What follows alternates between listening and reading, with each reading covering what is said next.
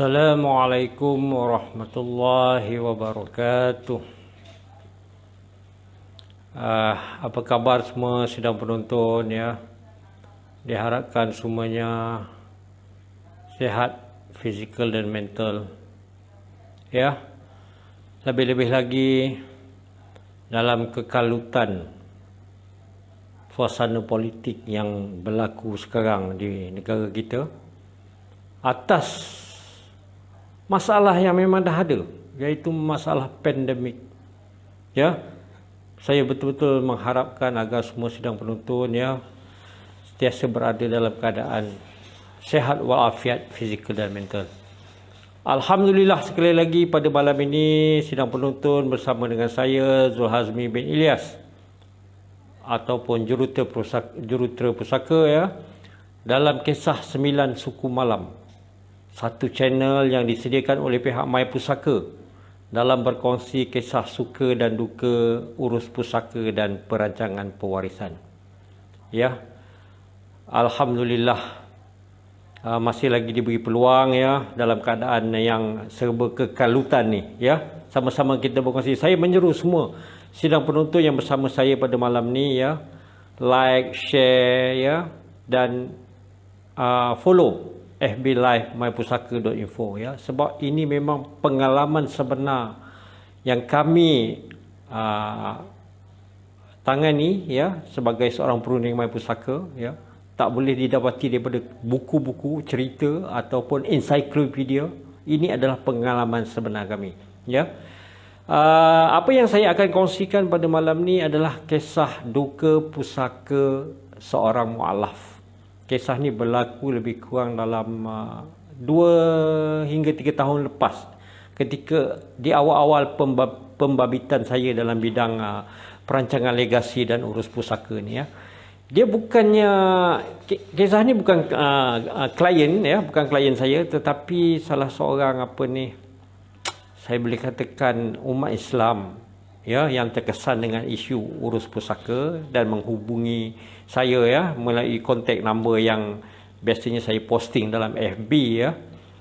Sebenarnya bukan dia seorang ramai ya, saya banyak juga dapat pertanyaan, panggilan ya daripada orang bukan Islam, daripada Kelantan, Kedah ya, Kelang, Selangor dan sebagainya. Memang bukan tidak semua menjadi klien pun, tetapi alhamdulillah dengan sedikit ilmu yang saya ada, yang saya pelajari di My Pusaka, maka saya kongsikan ya untuk manfaat bersama. Okey, kisah dia begini.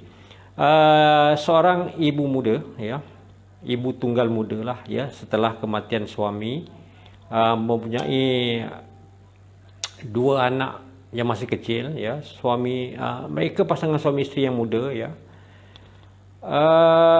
Sebelum meninggal ini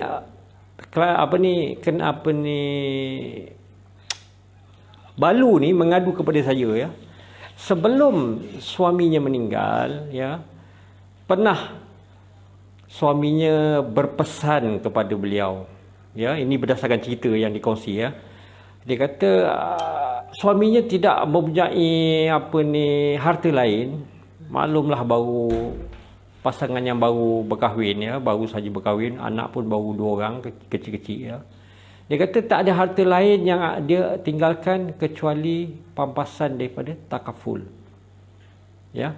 Dan suaminya pun, arwah suaminya lah pada masa tu ya, pun berpesan kepada beliau bahawa hanya inilah saja yang ada dan ambillah kesemuanya untuk isteri dan anak-anak nanti ya.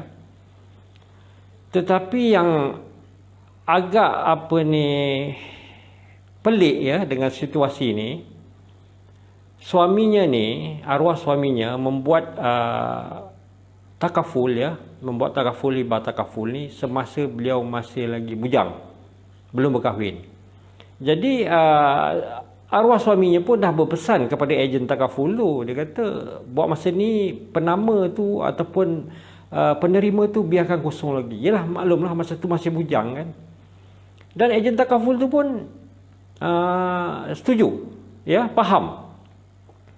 Namun apabila berlaku kematian ya, adik-beradik arwah suaminya datang menuntut pampasan takaful tersebut. Ya. Jadi Balu yang bertanya, yang menghubungi saya ni, memberitahulah kepada adik-beradik iparnya kan, dia kata arwah telah berpesan dahulu, ya, bahawa kesemua duit pampasan takaful ni memang dia memberikan kepadanya dan untuk anak-anak yang diorang, cukup anak lelaki dan perempuan, ya. Tetapi adik-beradik arwah pun pandai, ya, dia kata ada ke tertulis? Ya, manusia semakin cerdik sekarang, ya, dah semakin cakna undang-undang dan sebagainya, ya. Memang betul dalam borang ataupun ialah mungkin borang, saya tak pasti apa istilah dia, borang, ya, borang tu memang tidak ditulis penama pun. Dan tetapi Balu ni tetap, ya, Balu yang mualaf ni, ya, dia seorang mualaf.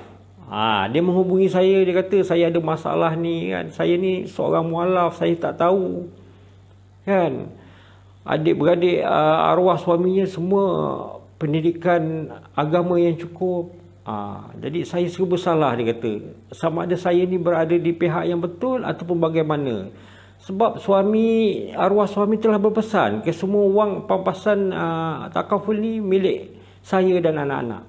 Itu pertanyaan dia kepada saya, ya. Dan Balu ni pun menghubungi ejen takaful tersebut, dan ejen takaful tu sendiri dah mengesahkan bahawa memang arwah dulu pernah berpesan, ya, penamaan tu dibiarkan kosong sebab memang bercadang untuk diberikan kepada bakal isterinya pada masa itulah, ya, bakal isteri, maksudnya isteri dia yang ada ni lah. Tetapi adik-beradik arwah, ya, tetap tidak bersetuju, ya. Jadi saya pun menasihatilah Balu ni supaya duduk berbincang dengan adik-beradik, ya, dapatkan muafakat, ya, memandangkan kalau berdasarkan dokumen memang adik-beradik arwah berhak, ya, menuntut sebahagian daripada wang pampasan takaful. Tak banyak pun, 250,000 saja, ya. Tetapi dia punya perbalahan tu memang agak teruk, ya. Dan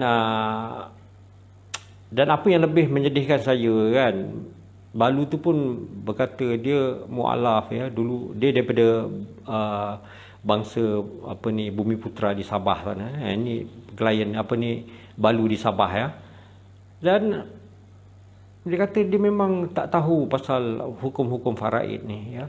Jadi saya pada masa tu, ya, berasa macam terpukul, ya, terpukul dengan aduan yang saya terima ni, disebabkan kita ni orang Islam, ya, kita ni memang dilahirkan sebagai seorang Islam, sepatutnya kita tahu pasal hukum faraid.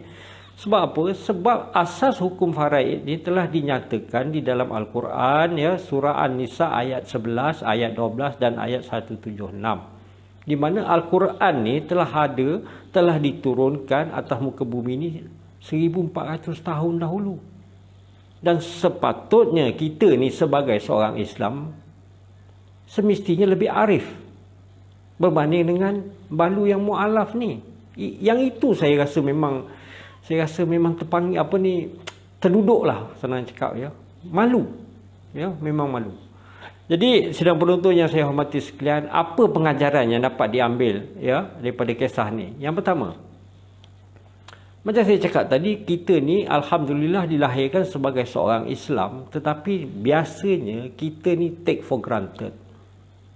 Ya, kita rasa kita tahu semua hukum hakam Islam ni, termasuklah hukum faraid.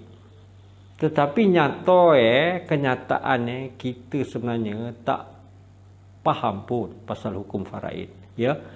Fakta ni saya bercakap berdasarkan kajian daripada ITM, saya pernah kongsi sebelum ni, ya, mengatakan bahawa hanya 1% sahaja umat Islam yang benar-benar faham dan menghargai faraid. Itulah, ya. Pengajaran yang kedua, ya. Jika ada pesanan ataupun apa saja hasrat, ya, untuk kita mengagih-agihkan atau membahagi-bahagikan harta kita yang bakal menjadi harta pusaka apabila ketiadaan kita nanti, maka semestinya disediakan kaedah yang betul, dibuat dengan kaedah yang betul, iaitu bertulis, bertarikh dan bersaksi. Jadi kemudian hari tidak timbul dakwa-dakwi seperti yang kisah yang saya ceritakan pada malam ni, kan? Itu yang penting, bertulis, bertarikh dan bersaksi. Jadi apabila timbul pertikaian, semuanya telah didokumentkan, kan? Mungkin masih ingat lagi kisah pada minggu lepas yang saya kongsikan, di mana seorang balu juga terpaksa menebus bahagian rumahnya sebanyak RM300,000. Sedangkan kalau arwah suaminya menyediakan dokumen perancangan sebelum meninggal, tak sampai 1% pun kos daripada wang tebusan tu. Jadi sama-sama kita fikirkan. Okey, pengajaran yang ketiga ya, sempena dengan kekalutan isu politik di negara kita ya.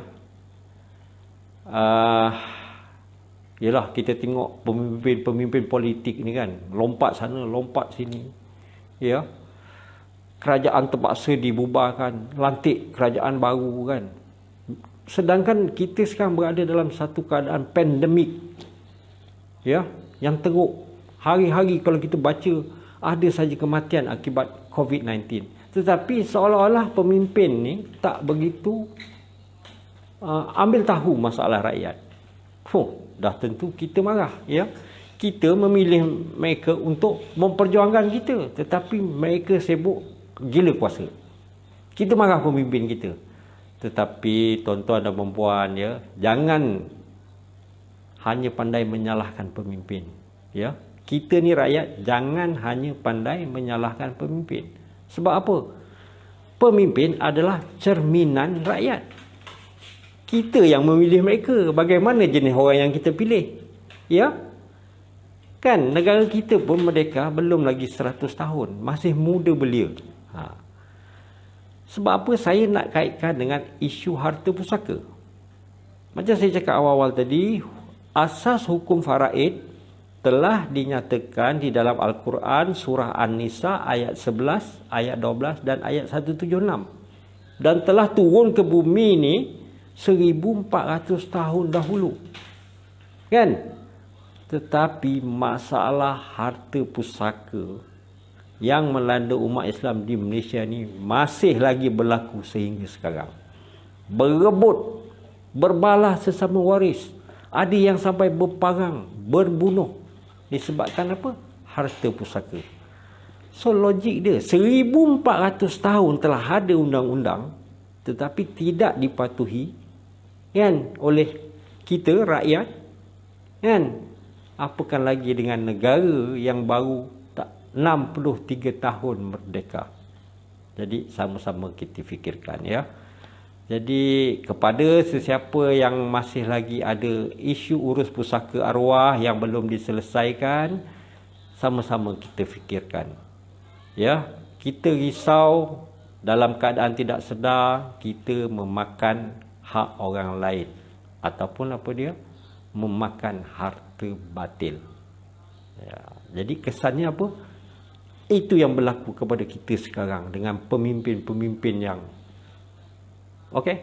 Jadi itu sahaja yang dapat saya kongsikan pada malam ni.